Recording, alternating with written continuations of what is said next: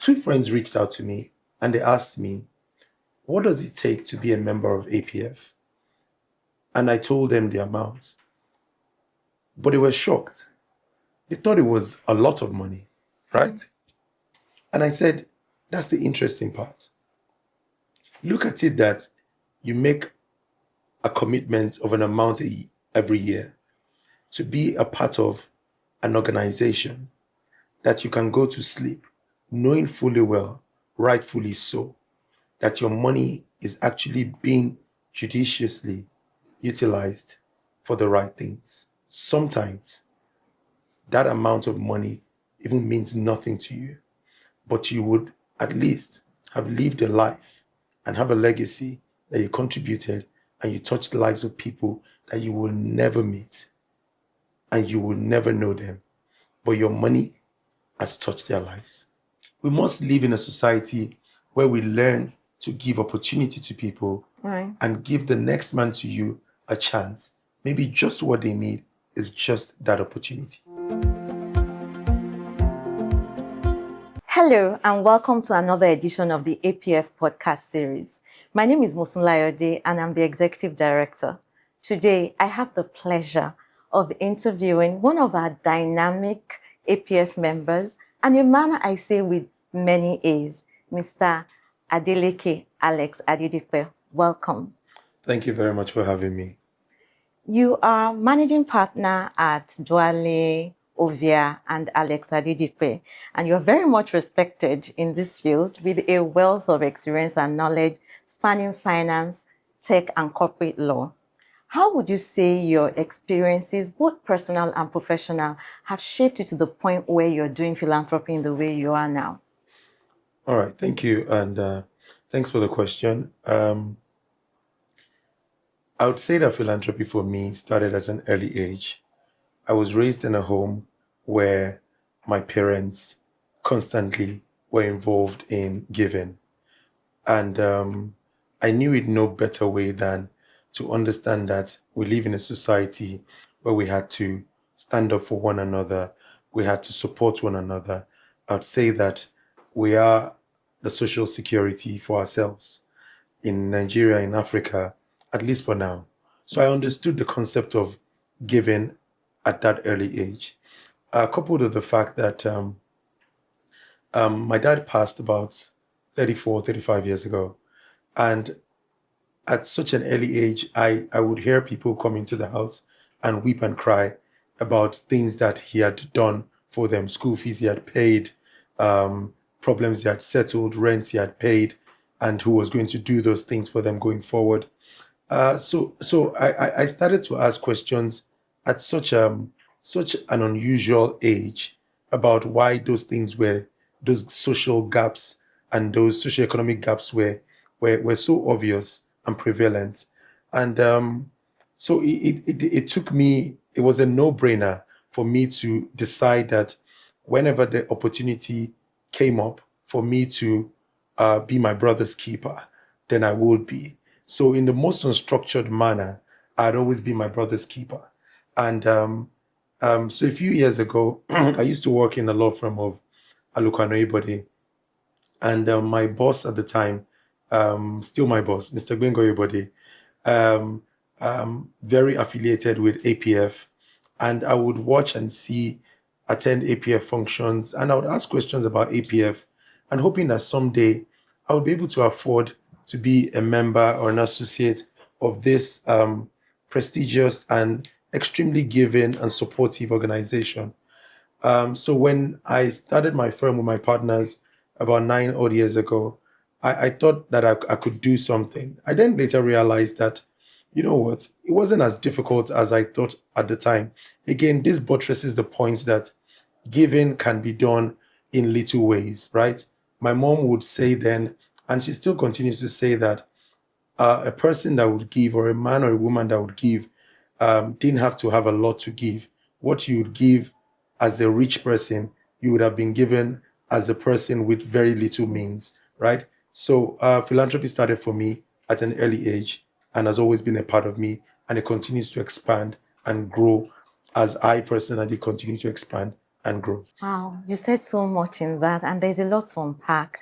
But I want to first start by saying your parents did an incredible job, and your dad would have been proud of the man that you have become today. The other thing you made reference to is the fact that you don't need a lot of resources to start philanthropy, and that is a misconception a lot of people have. And over time, you have done so much. Your firm supports individuals, initiatives ranging from working with prisoners to law students and law societies. Would you describe your philanthropy as personal, or do you think it's corporate, or would you say it's kind of a mix of both? So you see, as a lawyer, right, you have such a huge exposure into people's lives, right?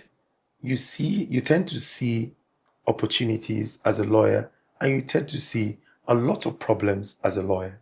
We have almost a first-hand understanding of those social economic gaps. So because you have that information, now I think it would be unfair for you to have such depth of information without actually being able to use it in a positive light. Now, having said that, philanthropy for me is personal and it is corporate. And I think I'm happy to have a partnership and a firm where we understand and we are aligned on the concept of giving. So I personally, I do give in the most unstructured manner, right?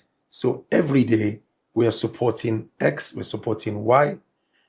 But we have also learned that whilst I'm doing the unstructured giving, I should also contribute to structured giving, right? So as a firm, we then adopted a concept whereby we should do more of the structured giving, right? Whereby we look at the society and we identify the gaps that exist. What are the gaps that exist? If you go to the prisons today, you'd realize, even though I'm a corporate lawyer and my work barely take me to such places, but I'm not oblivious of the realities of the society that I live in. And we do have a very strong litigation department. So we do bounce ideas and we have conversations.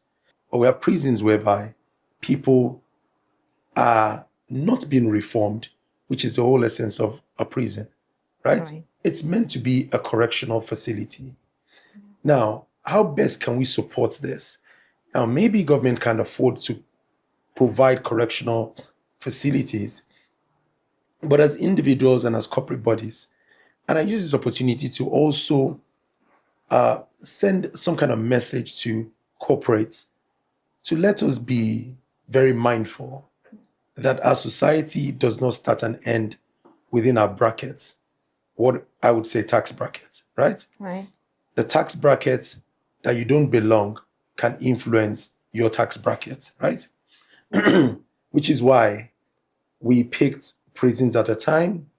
We went to schools where girls were there and we introduced them to technology, and we found how to beef up technology within that institution.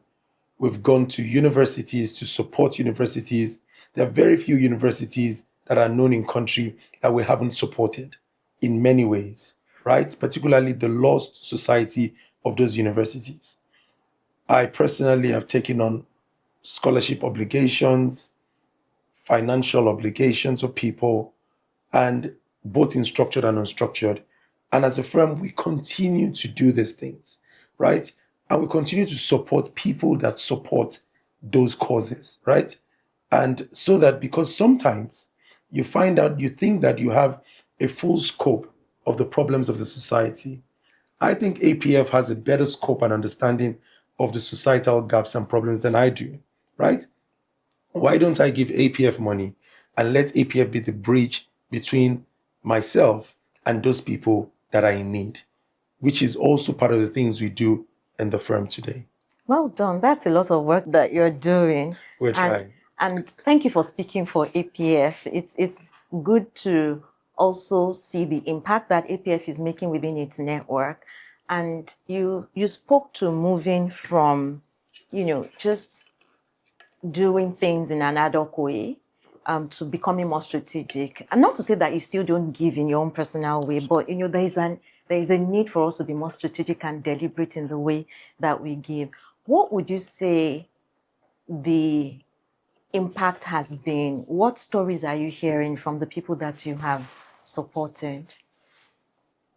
So let's start with my understanding of giving.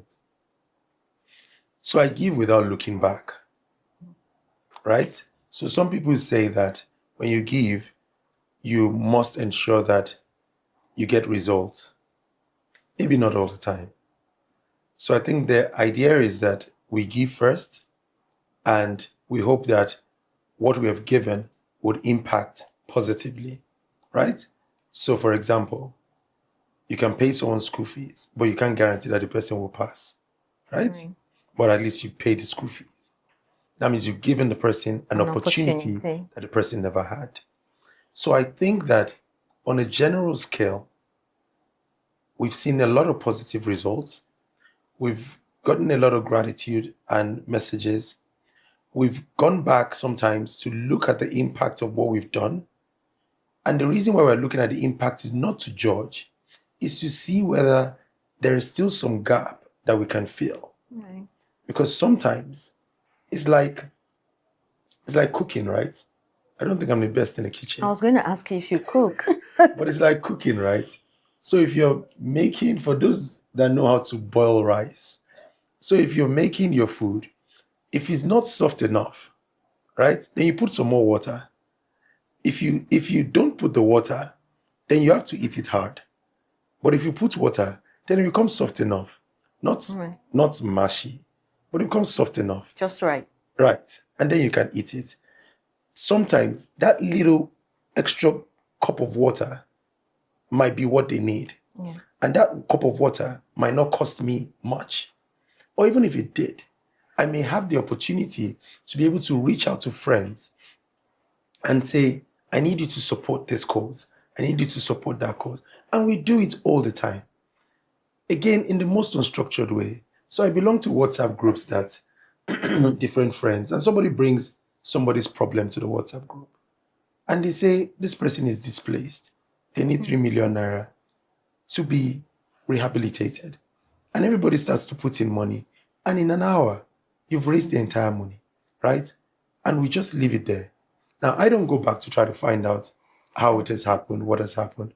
But I think that most importantly is that, again, we must live in a society where we learn to give opportunity to people, Right. and give the next man to you a chance.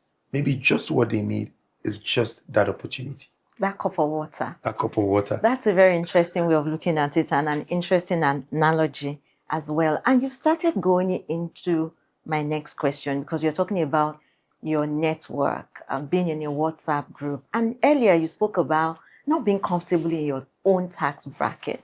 So what would you say to members of your network or some other professionals in your space that should be more active in this space but are not, or don't know how to? They want to, but they just don't know how to get into it, and they feel, oh, this is not really for me. I will do it the way I've always known how to. What would you say to them?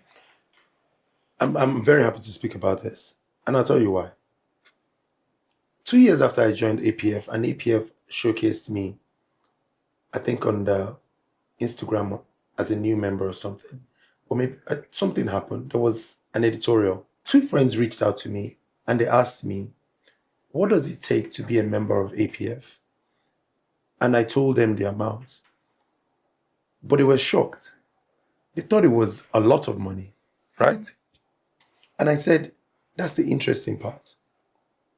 Look at it that you make a commitment of an amount every year to be a part of an organization that you can go to sleep knowing fully well, rightfully so, that your money is actually being judiciously utilized for the right things, accountable for the right things. So I say to my friends and those that would somehow get to listen to this or watch this, that be it APF, be it any other organization, in the most structured manner, it doesn't cost you as much as you think it does. Sometimes that amount of money even means nothing to you, but you would at least have lived a life and have a legacy that you contributed, and you touched the lives of people that you will never meet and you will never know them, but your money has touched their lives. Absolutely. We've been very serious and it's been deep here. So I want to ask you something funny. Well, maybe not funny, but something less officious. When I came in, there was a nickname for you.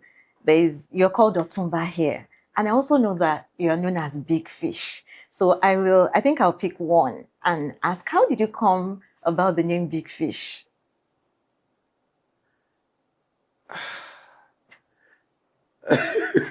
All right, so I gave myself the name Big Fish. Interesting. And I think that if there's anything that I think over the years has managed to stick, it's the name Big Fish. And it was never a function of anything in particular. I sat with a couple of friends. I think that if they say that somebody is a big fish, then the person is somebody, right? And I think I just called it upon myself and I said, oh, me, Big Fish. And my friends looked at me like, are you okay? I'm like, yeah, Big Fish. And I started to call myself Big Fish. And people started to call me Big Fish. And then it became a name that I found heavily quite interesting. And I like it. And I think I like it not because, again, it helps. It's like a conversation starter. It does break the ice. It makes things a little chilled. And I excite myself with that name. I do excite myself. If there's anybody that knows how to gas himself, I do gas myself a lot. And I think from gassing myself was how I came about the name. Oh, I'm Big Fish and Big Fish. And people call me in the office Big Fish at work. I remember those days in my former employment, even my boss used to call me, interestingly, Big Fish of Lagos. And it just became a name that stuck on me. And I like it. I would always be the Big Fish. Yes, that's a good story. And I think something that has also come through in this conversation is the importance of community to you and friendship and relationships. You started talking about your parents. You've talked about where you used to work, your friends. What would you want to be remembered for? What legacy would you want to leave, especially for those that are coming behind? They're already here. We had a session with Next Geners last week at APF, which it was a really good conversation. And there was a whole, we went back and forth. Are they next gen? Are they now gen? Now gen. But the most important thing is everyone wants to leave something behind.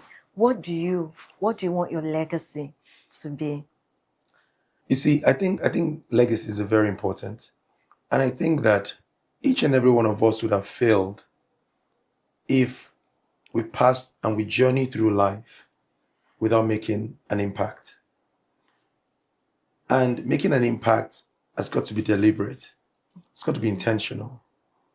We have to realize that you will never be written a letter to ask if you're ready to make an impact. It will be a duty call. It's a call to service. It's a call to assist. It's a call to help. It's a call to give a chance. And those things come on a daily basis. How are you able to help the man next door? How are you able to help the man you don't even know? I would like to live a life that I would have impacted people beyond my means. I would have impacted people that I have no clue I ever impacted. And I think if you leave this world without impacting and without being a source of joy to other people, then maybe you have just lived. Maybe you haven't lived well. I want to say that I want to live well. And living well for me is impacting lives such that when I'm gone, my children, my daughters, those two beautiful girls, would know that their father actually touched lives. That for me is what it is. And you talked about community. I think that we just don't realize a function of our society. We are a function of the people we know, the people that we play with, we talk with. So I believe in having a strong network. I believe in constantly bridging and oiling and fanning the flames of good relationship. Because sometimes, even in giving, I give you an example. Somebody comes to you with a problem of 100,000 naira. Maybe all you have is 10. But if you have a good network, then you can rest on that network. And because you've been a good person, you've been supportive in the past, people would always pay forward. They would always reciprocate the love, the kindness, the gestures, and gratitude by supporting your cause as well. So for those reasons, I continue to bridge friendship. I continue to bridge community. I continue to ensure that I'm there for people, as I would expect that someday they will be there for me when that opportunity does arise. What a wonderful way to end this podcast. Thank you so much.